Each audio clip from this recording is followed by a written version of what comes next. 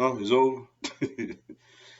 Oh man, what's up, everybody? It's your boy, Mr. Dugai, coming at y'all with another episode of Dropping Dimes with Mr. Dugai. Oh boy, and tonight I'm going to talk about the Eagles' second preseason game, as we had the Philadelphia Eagles losing to the New England Patriots 35 to nothing. And what we thought was going to be the dress rehearsal game, but come to find out, it wasn't really that, yo. Before I get into this video, for everyone, if you want to give me a follow on my social media platforms, Facebook, Instagram, and Twitter, I'm gonna have all that information down in the description box. Also, if you are ex Madden player on Xbox One, I'm gonna have my gamer tag down in the description box also. May not always get a chance to respond to questions and comments on these videos, so feel free to DM me. And whenever I get a chance to, I'll get back at you. Come on, at you, boy, yo. First off, sorry y'all ain't hear from me in a while, man. Been a little under the weather. So I'm finally starting to really be myself again. So I apologize for that. I ain't been putting out no content late recently. But I'm back tonight. I'm good. Still not quite 100%, but I'm good enough to talk to y'all, man. Um, this game. First off, I was surprised and very, not pleased when the game started and I seen Joe Flacco rolling out there. I'm like, what is going on here? And they told us Jalen Hurts supposedly had an illness, which was going to have to keep him out of the game, but it wasn't COVID related. But my thing is, man, we seen him out there warming up. Like he was out there warming up, looked like he was going through the drills and pregame, all the pregame stuff. But apparently, maybe some point after all that, he just was like, I can't do it, or they told him don't risk it, or whatever the case may be. When I first seen Jalen Hurts was Joe Flacco go out there, I was like, oh boy, I was excited for this. Then, the only offensive lineman that seemingly played a little bit was Seumalo, who was out for a little while. I don't think played last week. He got out there. Miles Sanders had like 3 or 4 snaps. And that pretty much, and of course the wide receivers, which I'll get to them later, Devontae Smith, Rager, and Quez Watkins.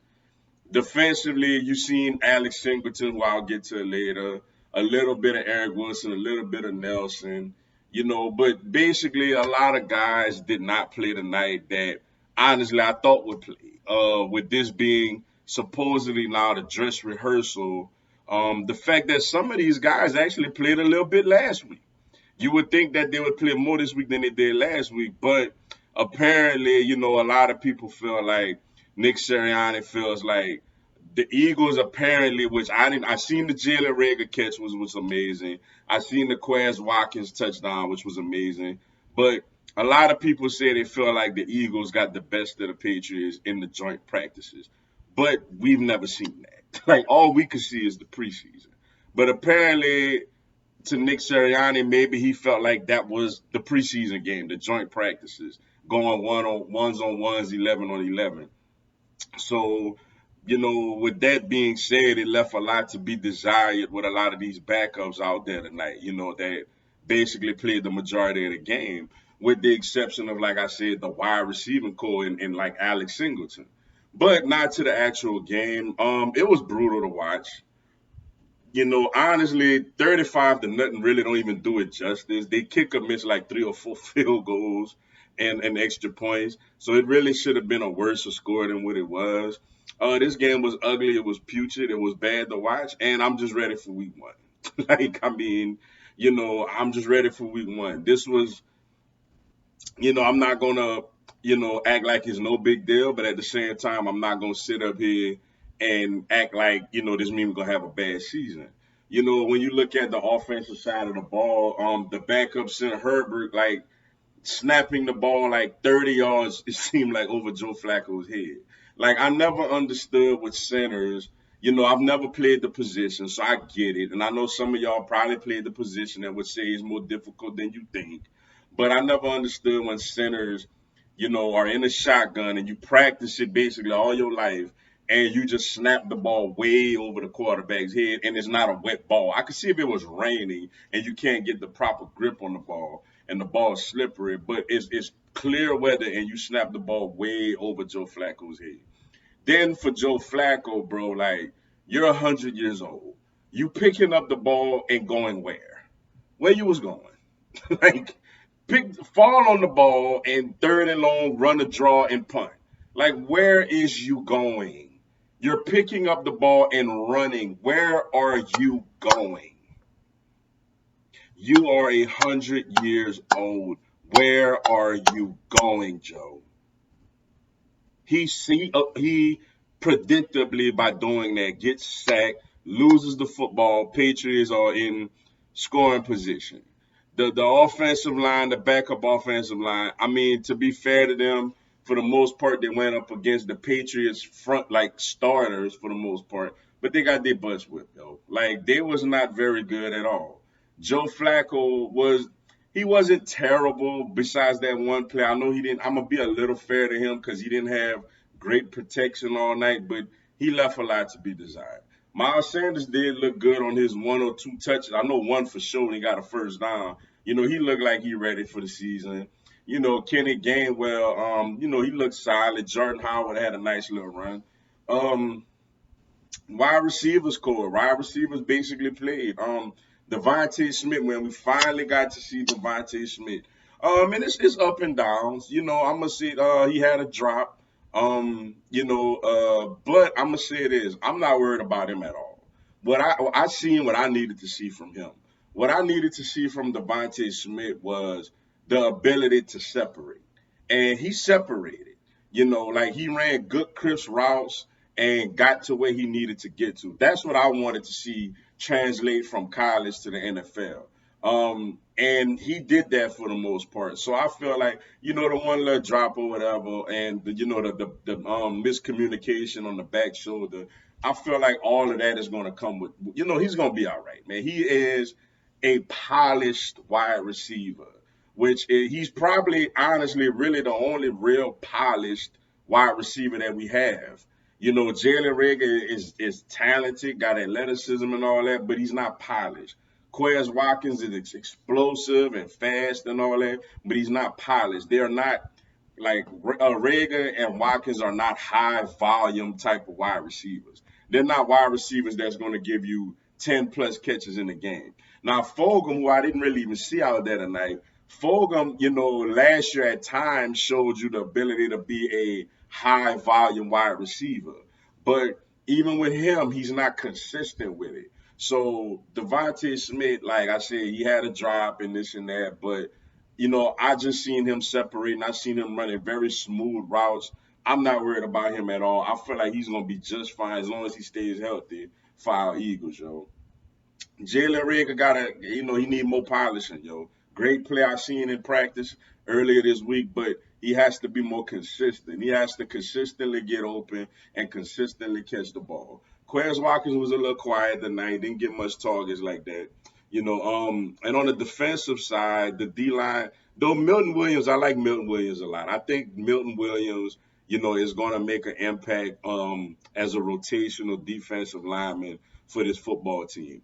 Alex Singleton was amazing tonight. I am very comfortable with him being on side of Eric Wilson, as our every down linebackers. I mean, he flies around and he plays with a level of enthusiasm and a swagger that I think is very, very helpful for this defense at that position.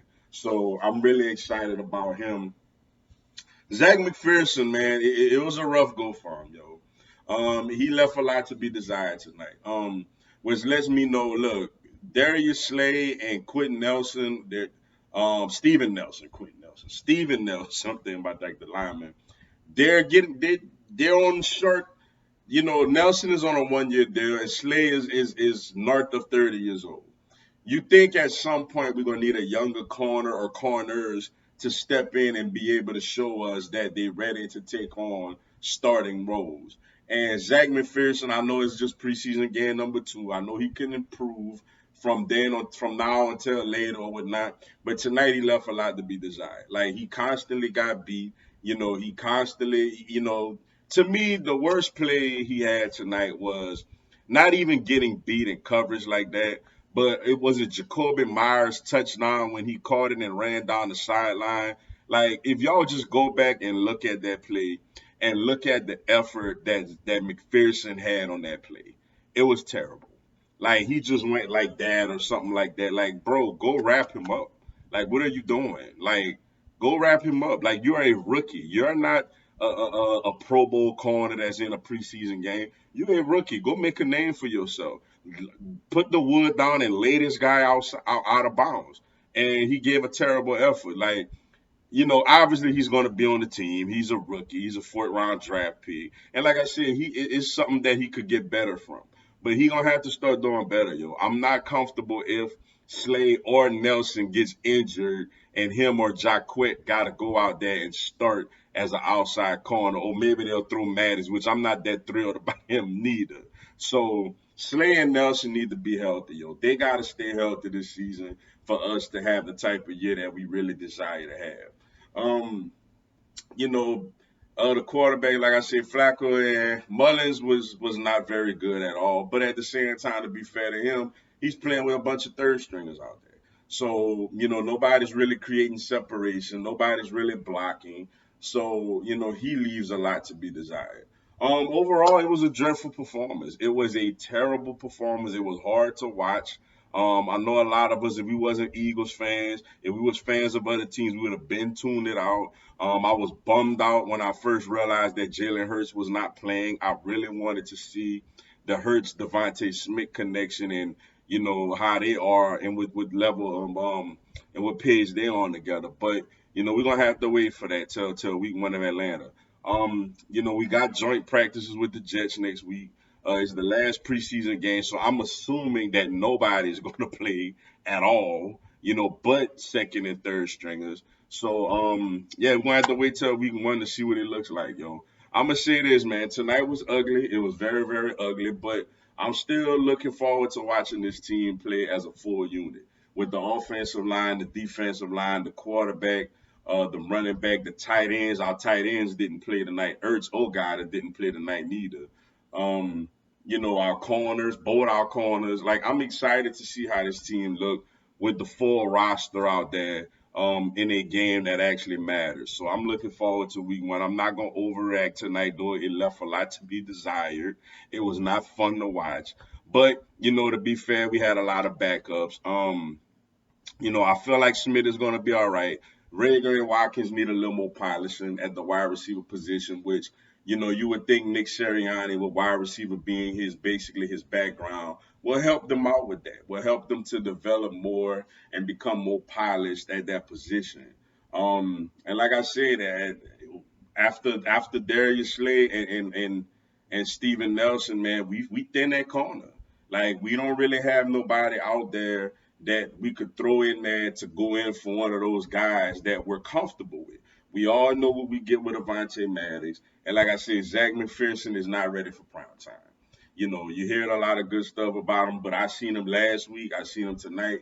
He's not ready to go out there as an outside corner, and play a lot and play a lot of snaps. He's just not ready for that.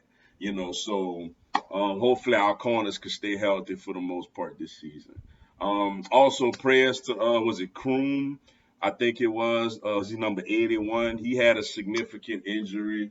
They had to put the defibrillator thing on his leg, man. It looks like it's pretty serious. Prayers to him, man. Hope him a speedy recovery.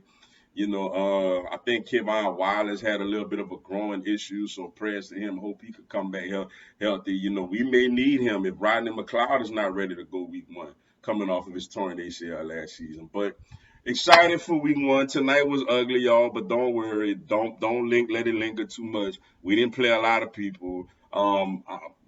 Let's get ready for week 1, man. It's gonna be a lot of fun. But with that being said, yo, that's all I got for y'all tonight. Appreciate y'all checking out the video. Hit the like button for your boy. Give me a subscribe. I'm gonna have Philadelphia Eagles and NFL content throughout the year. Also, this coming Saturday at 12 noon Central to 1 p.m. Central. I'm gonna do a live Q&A. Y'all come on there, ask me anything. Tell me anything. I'll answer your questions, respond to your comments, and give you a shout out on the live. Also, on Sunday, I co-host Big Time Sports Talk with Mike the Bandit from 11 a.m. Eastern to 11 a.m. Eastern, 10 a.m. Central, 8 a.m. Pacific, to 12 p.m. Eastern, 11 a.m. Central, and 9 a.m. Pacific. Download the ESPN 1420 a.m. app and come get me off and come listen to the show, y'all. It's a lot of fun. Until then, y'all have a blessed one. Fly Eagles fly.